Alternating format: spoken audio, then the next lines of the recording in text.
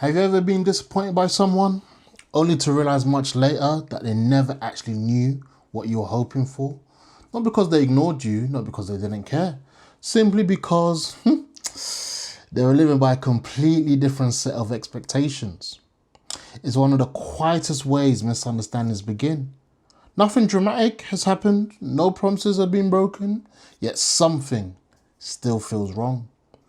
Imagine you spent the afternoon preparing dinner for family and friends. You tidy the house, you think about what everyone likes to eat. You make an effort, yeah? People arrive, enjoy the meal, chat, laugh, and then bounce.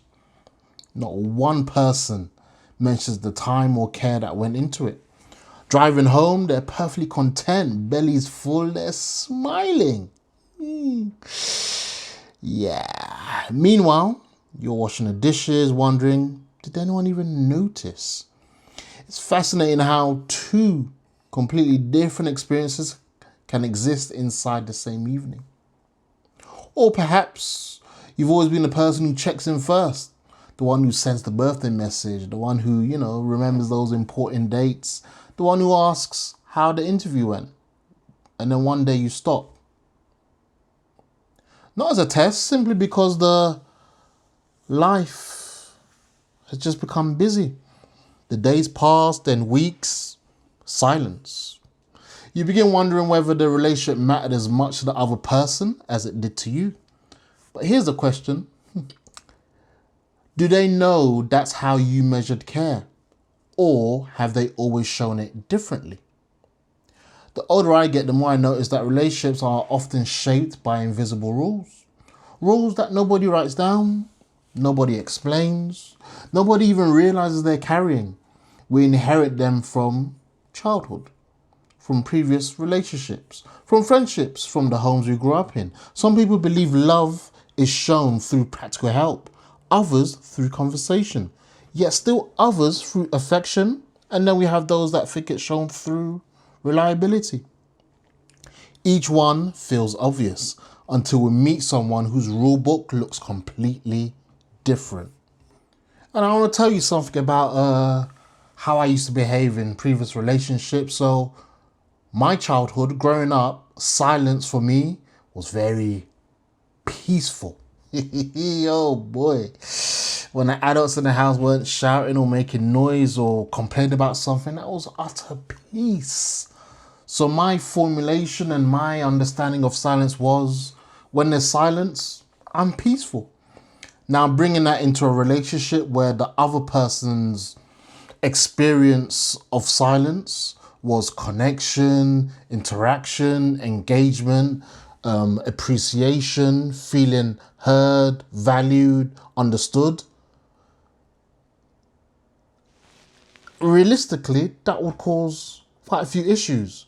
Because when I'm silent in peace, but that's my experience of it. Yet my partner's experience of it, having had the childhood experience they've had, my silence comes across as I don't potentially value them, or I'm not interested in them, or I don't to talk to them, or I'm upset with them or sad with them based on their experience growing up. And you see, looking back, I realized that the problem wasn't a lack of care. It's just that we were following different expectations without ever talking about them. Just because the word is the same, it doesn't mean the interpretation or assigned meaning we have is the same.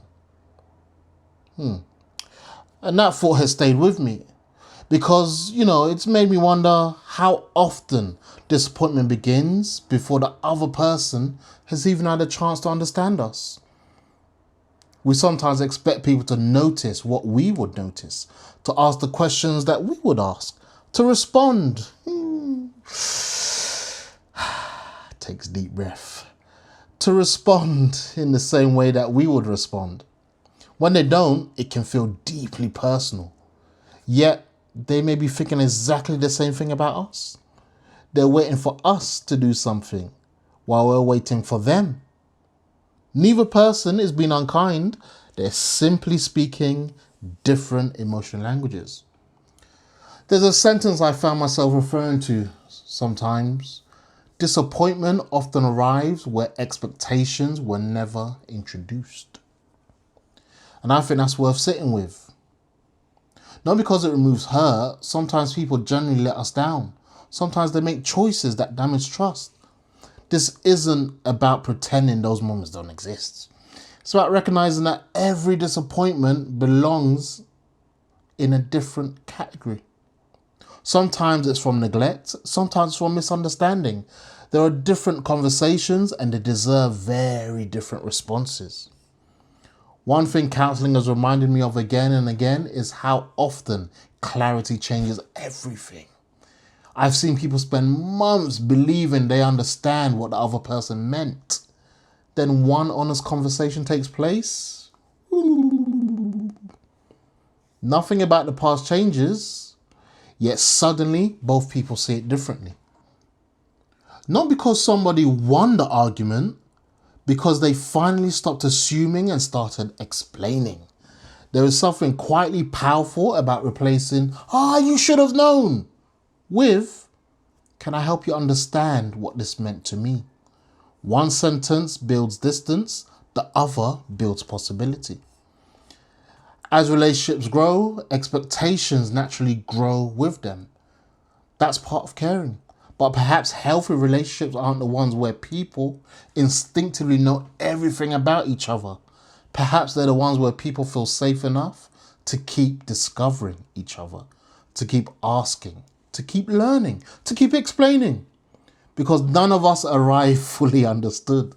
Understanding is something that we build together, one conversation at a time. I'll leave you with that thought, and until next time, take good care of yourselves.